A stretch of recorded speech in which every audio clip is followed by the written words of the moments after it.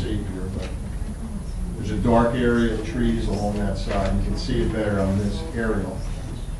Property line runs, in fact, the property lines are shown on this aerial here, and they're coincident with that property. What area was that one you're looking at? That's Exhibit A2, Mike. On A2, the tree line is better visible to the property line. It runs just along the trees, which leaves no room for any development between the solar farm panels and the property line to the north. The back dimension of that's true.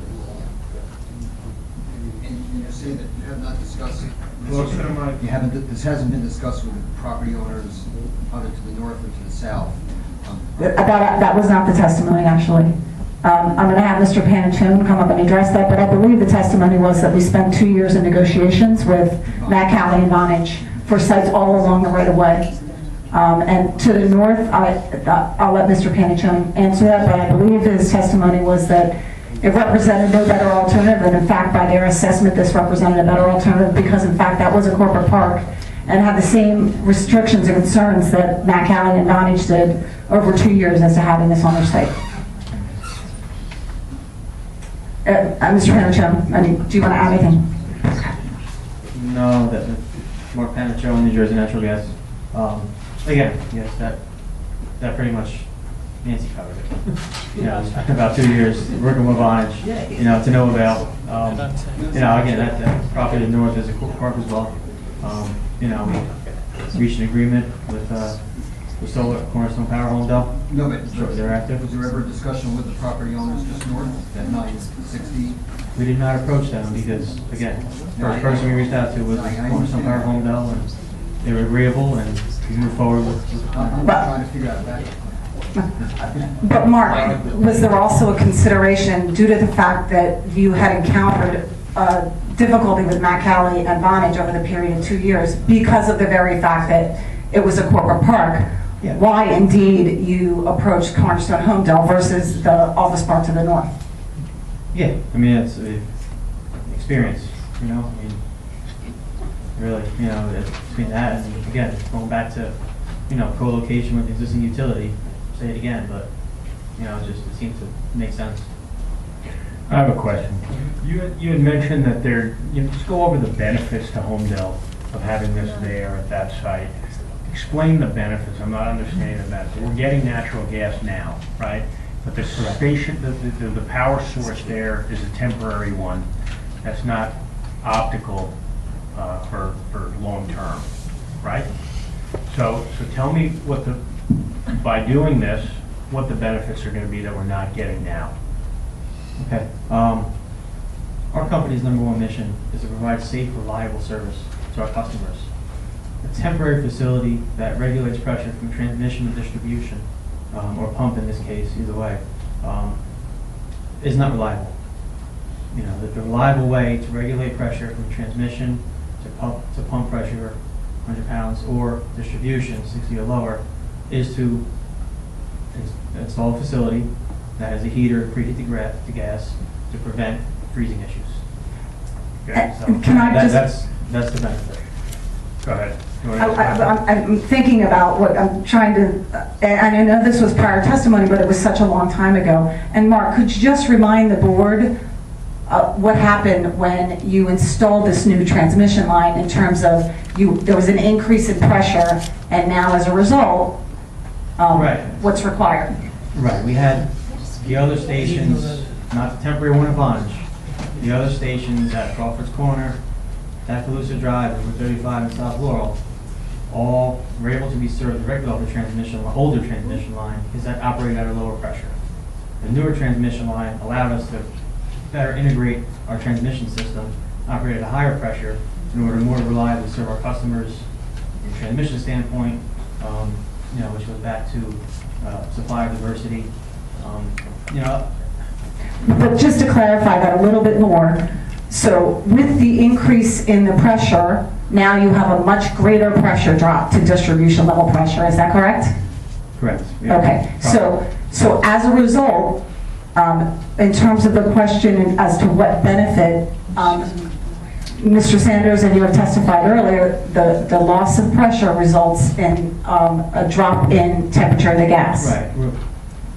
Under normal operating conditions in the winter, we're looking at approximately, I know you weren't here for a lot of the beginning, my previous testimony, approximately a 40-degree temperature drop. So, natural gas, it's in pipelines, they're in the ground, typically operate, comes in around ground temperature.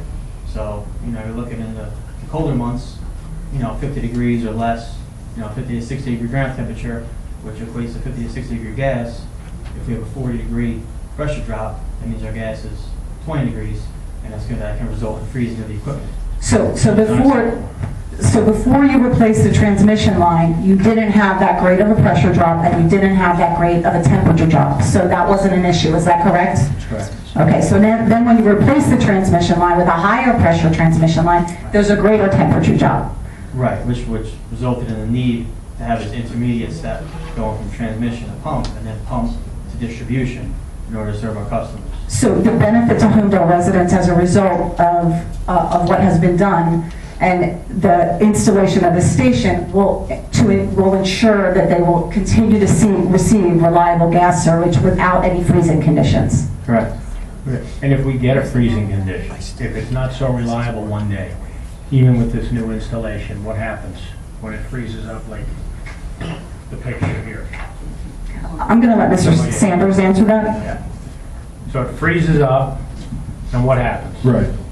In the case, what happens is that Craig Sanders, Director of Pressure Measurement and Transmission. What are we referring to, this picture? I don't know what this letter was. Right. As any other. I'm sorry. No, I just want to clarify for the record what we're looking at. We're looking at what, Loretta? A11. A11, which depicts what? Why don't you give the picture to Mr. Sanders This so that he can say it. that location, that's Laurel and 36 regulator station. And that depicts a frozen regulator which is below ground in a vault, so it's about a 10 by 10 vault, so you have thousands of gallons of water. So in the freezing condition, any mechanical device is subject to not being responsive. A regulator station that's not responsive is going to lock up, which more or less means it won't respond to a demand. And so what will happen is that you will not be able to supply the capacity and or the pressure to a customer demand. So what happens is that as customers need more gas, the valve opens wider, so to speak, to make it simplistic. The valve body opens wider as demand increases. As the demand decreases, the valve will close correspondingly to the demand reduction. And so the dynamics of the system require that the regulator respond, just like your thermostat, just like anything else. You want it responding. When you have a freezing condition, it will not respond. Okay, does that mean that everybody's going to lose their gas? Or you guys are going to have a method that you fix it, and how long does it take? What kind of catastrophe does this cause? That could cause an outage to the pump system that's being fed now, which means the other three regulators that Mark mentioned before would not receive the proper pressure. That means customers downstream will not receive the pressure that they need at their home. So it could be outages. Okay, so you could lose your heat. The number of customers, it all depends. Okay. And how long does it normally take to fix something like this? It could be, we're talking hypothetical. There are a number of situations. If we lose a regulator station, the gas company is different than an electric company, whereas you can turn customers back on. Once you're out of gas, we have much more of a safety risk because each person has to be relit individually. And so if you have a customer outage of a few hundred customers, each home has to be entered. We have to lock off all customers. We have to evacuate the line. So it's a little more extensive for rebuilding an outage as opposed to an electric outage where you're cut back on with the transformer at the transformer level, or a pole goes down. It's a little more significant. And I'm not Okay. trying to No, install I'm- any type of fear. I'm just I'm just answering trying to your get, I'm just trying to question. get, your answer's good. I'm just trying to get a little more specific. You mentioned that this happened at Laurel Ave. This picture is actually where? This is the current situation at Laurel and 36. We had other pictures of Vonage Station as well, which is encased. Vonage?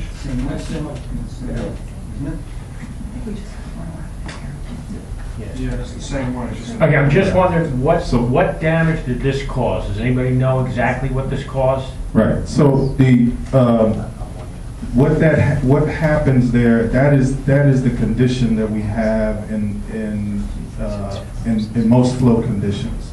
So you have an icing around the regulator in the summer. You have icing because it's still the same temperature drop. It's just less demand.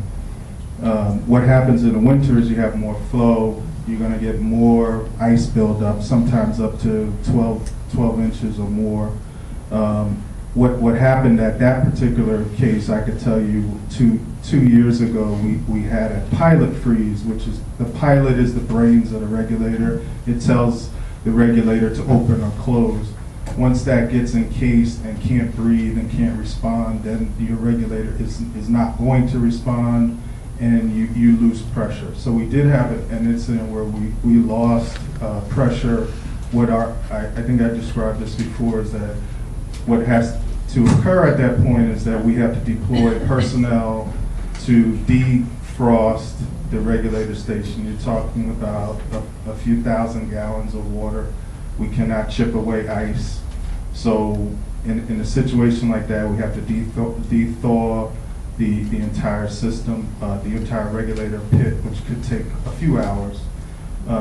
In the meantime, if we're losing customers, a few hours is catastrophic because it's a domino effect. Once you start losing pressure, you're going to continue to lose pressure to additional residents. Did we lose any? Our Did we lose response- any customers here? Did we lose total heat?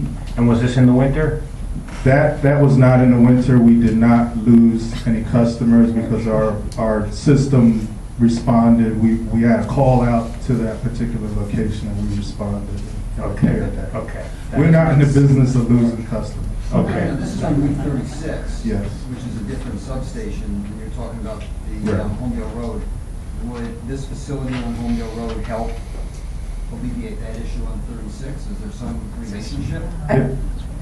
Can I just interject though, I believe there was prior testimony from Mr. Sanders that situation and worse, we just didn't have a picture with this. It has exactly happened at the Vonage site, and there was quite a bit of testimony at that, so, No. sorry to interrupt there. No, that's fine, I can get that. It's Yeah. just Rob, talk to us a minute. would the facility that you're talking about, though, help prevent that happening at the 36 site? Is there some relationship in that? Yeah, there is a relationship, but again, I don't want to cloud the issue here. Is that physics are physics no matter where. As long as you have the pressure drop, you're going to have the associated temperature drop. If this facility will help to manage the entire system, so yes, there is a benefit to putting this station in. It does not alleviate the situation that we have there entirely, but it allows us it gives us our flexibility back so that we don't have two actual points of failure or potential So this could be a failures. problem even if the other plant that we're talking about is put in. Right, like what happens now is that we're responsive to the fact that we have some difficulties here. And so we're not running the system in an optimal fashion. So the less we put through here, the more we demand our eastern stations to feed back. So from a system standpoint, we're not operating in the most efficient manner right now because we're turning down stations so that they don't function properly in order to prevent a catastrophic situation. And Craig, I believe there was prior testimony that indeed this station will primarily benefit Holmdel. I know that it sounded like a little bit suggestion to the other otherwise when we're talking about Route 36, but indeed, this station will primarily benefit Holmdel.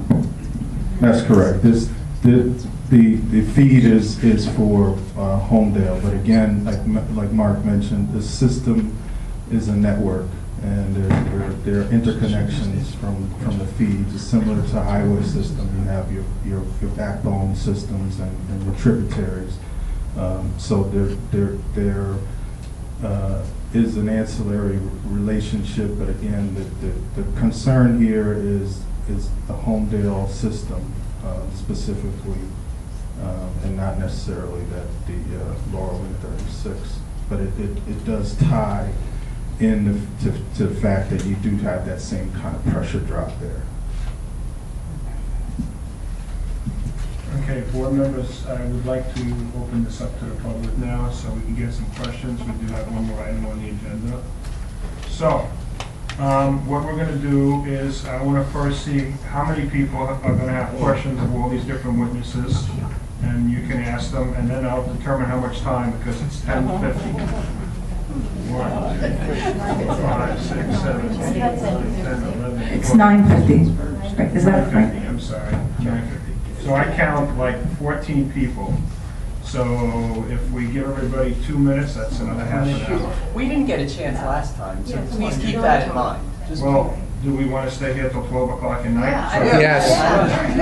So what This is important stuff. we'll do, I'm gonna have to monitor the questions, so if one of the board members already addressed that question and they answered it, I will cut you off, because we can't go here till 11 o'clock at night. So we'll go to about another half an hour. So let's do 2 minutes a person, so we can try to get as many questions answered from all these different professionals. And if we don't get it all done tonight, there's other meetings. So that's what we will do. Right, so you guys are gonna have to be careful. So if somebody asks a question, we're not asking the same question, I'm not gonna interrupt you. And it has to be a question. I don't want to hear a statement or anything like that. That's for the end of the hearing, whenever that is. Okay, so I'm going to start from one side and work my way around. So go ahead, you're first. Name, address, and question. Can I put this on something because I have to read? Sorry.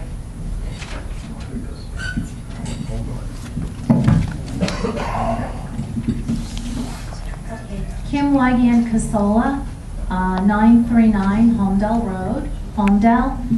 And I'm going to limit, I have a lot of questions. I'll try to just get my, for Mr.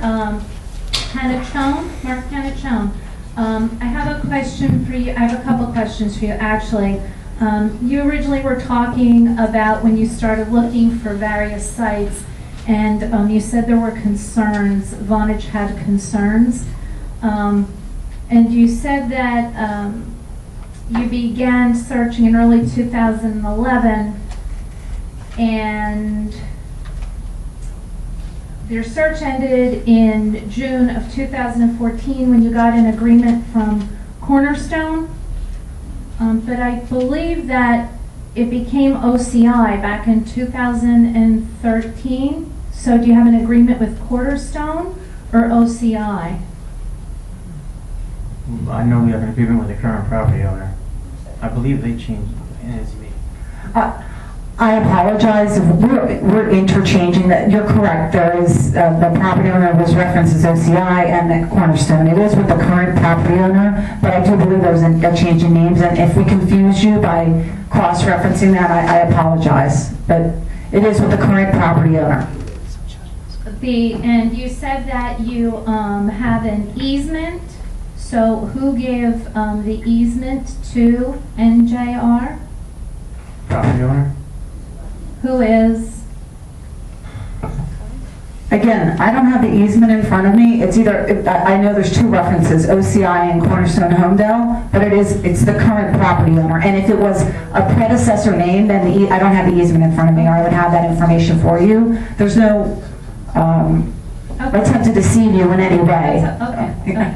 And then I just had, you said there were several different criteria that you look for with the site. One of them is that it's no potential for flooding. Do you presently know what the current delineation is there for wetlands and flooding, and what permits and applications that NJR has out to the, like the DEP, the various environmental entities that would be involved with that? Yeah, our engineer did do, analysis on all the site restrictions. That may be a better question for him. So that would be, Mr. Antilli. He's coming up.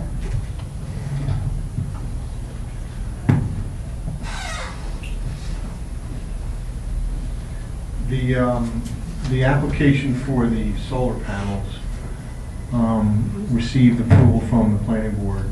And during that process, because of the wetlands in the back and the stream corridor I mentioned, there was a wetlands delineation, an FHA delineation, and set a line as to where development could stop and start. So that was vetted and permitted and approved at the back of the site. okay, because I'm aware of a corrective deed that's back in 2012 that is a flood hazard area as delineated by the New Jersey DEP. The back is a flood hazard area. Yeah. But nothing to do with the front of our site. Significant elevation difference from the back to the front. And the development of the solar panel would not have occurred at the location we're at if that was the case. So there is a flood hazard delineation on the property, but it's to the back, 1,800-foot area back. Okay. And then, Kim, I'm gonna have to cut you off, because there's two choices, either I let you keep going and then. no, all the it's other not fair to people- everybody else, but Well, we'll that's why probably I'm need trying to be fair. to continue So, at another You meeting. can save them, and we're gonna have another meeting sometime in October or September, and we'll continue. Okay. And thank you to the board for your very thoughtful questions and all the time you're putting into this. I appreciate it. Okay, raise your hand, whoever's next, on this side of yours. Ma'am, right there in the center aisle. Yep, you, come up.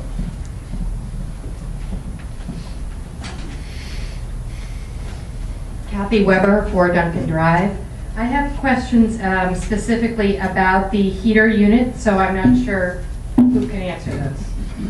I think that's probably Mr. Sanders, who's right behind you. Okay,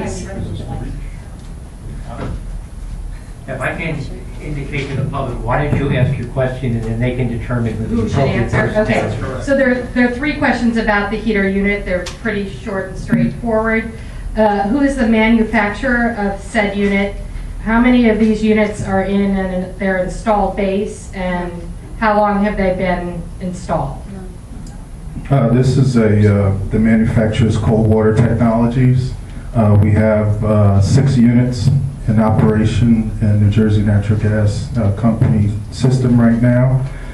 And your third question? How long have these been installed? In our system, Yeah. we've had several that have been installed up to 8 or 9 years. Okay, thank you. You're welcome. Thank you. Very efficient question.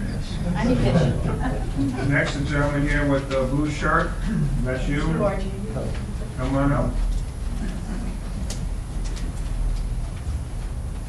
Archie Malonis, 2 Brook Way, Holmdel. I think this is for the senior engineer. I guess I might be dense, but I'm just not understanding why the regulator has to be like right next to the pipe. I asked this question when I think it was one of the people that asked, are there other locations? I didn't mean other locations along Holmdel Road. I meant other locations 90 degrees out into the hills. There's a large solar farm. It just seems to me for like a few 100 feet of pipe, take the pipe, zig it, build your regulator in the middle of the solar farm. I know it's a matter of money, right? You have to pay for the pipe. You have to pay for the access, right? But, you know, you throw some money at these guys and they may take out a few solar panels so that you can hide it in there. Also, the property next door, they already have a cell tower, you know, there. You could put the regulator behind the building. And What's your question? my question is, why can't this be done? Another location, I think they testified to that too. Go ahead. I was just gonna make that comment. I think- Holmdel Road. No, we did have testimony on that, but Mr. Sanders, is there anything you can add in response to that? I think we did have testimony earlier as to All right. why it couldn't be further back off the road, which is essentially what you're asking. Is that right? Craig Sanders again. You mean on the site itself or another site? Or another site, but 800 feet back, or 500 feet back. Not right on the road where we see it, where the neighbors see it, where you walk by it, where it chatters at you, belches at you. I think we testified to the visual I think- aspect of it. I agree you did testify to this, but just answer the question, otherwise we'll stay here. The proximity to the existing facilities is something that we talked about, is paramount to the design of the system. The further away that we are from the feeder facilities, the larger the system has to become because of associated pressure drop. And so what we're doing is attempting to minimize the impact and the quality associated with that. So further back that we go, co-locating with electricity is not something that we would like to do, but coordinating with removing panels and installing the station in the middle of a farm is the solar farm is a nightmare from a logistic Well, standpoint. seeing this every time I go up and down Holmdel Road is a nightmare. So, I mean, maybe we can negotiate nightmares. Okay, thank you. Okay, thank you. Young lady there against the wall, yes, you. I know, I wish there was a name for me to identify. I was gonna say, you're smiling when you got called. Yes, I'm smiling. My name is Francine Campus, and I live at 2 Country Squire Lane. And I have loads of questions, but because of the time, I'll just ask 3 of them. First of all, if I understand correctly, in 2011 is when you started this project to widen the pipe. If you had looked at that time, if this was such a critical thing to make what you were doing so work, why didn't you approach to find the property that now has the solar panels on? You could have bought the whole property, buried the regulator station, put up the proper berms and the safety. So I'm concerned as to how critical is it if you waited till so long? And related to this is, why does AT&T refuse to have it on their property? Why does Vonage refuse to have it on their property? Why does the Turnpike Authority refuse to have it on their property? And in my opinion, they're all big users of the gas. I'm trying to parse out questions out of that. So I think the first question, Mark, you might be able to address in terms of when you initially started the search. Yeah, Mark Panicho, New Jersey Natural Gas. We did start the search in coordination with the design installation of the transmission line. And I believe I did say before that we started talking to Matt Cali and Vonage in 2011 and spent about 2 years of negotiating with them under the impression that it was going to get done. And unfortunately, it did not get done. And at that time, that was an active farm. Now it's a solar field. But during that whole time, while the solar field was being planned and and approvals and construction, we were still negotiating with Vonage. Okay, but why did they end up refusing? Now, in essence, they've sold the land to put the solar panels on, and now your regulation station is going on it anyway. Question. Yeah, no, so why did they refuse? What was the end result after 2 years of negotiation? Why they wouldn't let you put the regulation station on the property? That's my concern. I want to know why they don't want it, but we Okay. should want it. Let him answer. They didn't have to give us their reasons. We worked with them on all their concerns. There was a significant amount of them, you know, but at the end of the day, they wouldn't permit us to put the station there. And Mark, that was Vonage. Initially, you had a tentative agreement with Matt Cali, is that right? Correct. We had a tentative agreement with the property owner, and the lessee is the one that, And then you had a we tentative approved. agreement with Vonage. We did, But yes. at the end of the day, when it came down to the wire getting the easement side, they declined. That's it. Is that right? That's correct. But I'm concerned because not only did they, but AT&T and New Jersey Turnpike. Question, not a comment. The concerns, so they're telling me that they backed out, but I'm Miss- wondering why. Miss, the answer is that they don't know. They said no, and that's the end of it. What happened with AT&T? They said no, and The property, the person that owned Steiner Equities, who owned AT&T and the surrounding properties, told us no before we even started negotiations with them. And as I mentioned before, the Turnpike's policy is not to issue easements on that property. And Mark, just to clarify, those Steiner equity properties, are they being residential, marketed for residential development? I believe they're zone residential, and they're currently marketed today, are still available, so they have some sort of plans, I assume that. Okay, I'll just Yeah, we ask don't think those one more lines. question quickly. The current regulation station on Vonage is behind. I don't see it from Holmdel Road. What is the difference now if we're just moving it on the property to the back of the property? I mean, it's the same thing to me. No, I'm sorry if you misunderstood. The current the temporary station at Vonage, the stopgap measure, are regulators in pits with no preheat, with no above ground facilities to preheat the gas, which results in a freezing condition that is unreliable. Yeah, it makes noise. You know, we have to take a proactive approach, you know, to ensure that we continue to receive gas service. So Mark, you can't see those above ground? No, there's 2 vaults on the ground right now. Okay, that would be my next question. Why can't we put it in vaults on the solar property? Mr. Sanders, can we put the heater below ground?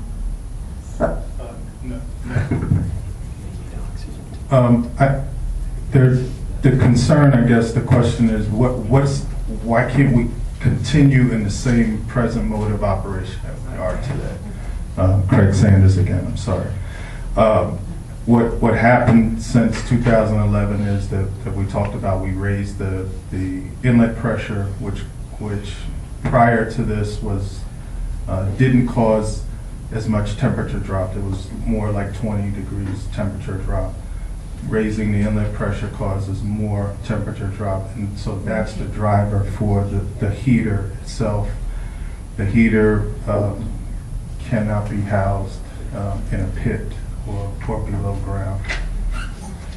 I'll leave, so give somebody else a chance. Okay, we're gonna need to take a nature break for a couple board members, so we're gonna try to get back as quickly as we can. So, break for 5 minutes. Can't you hold the guys?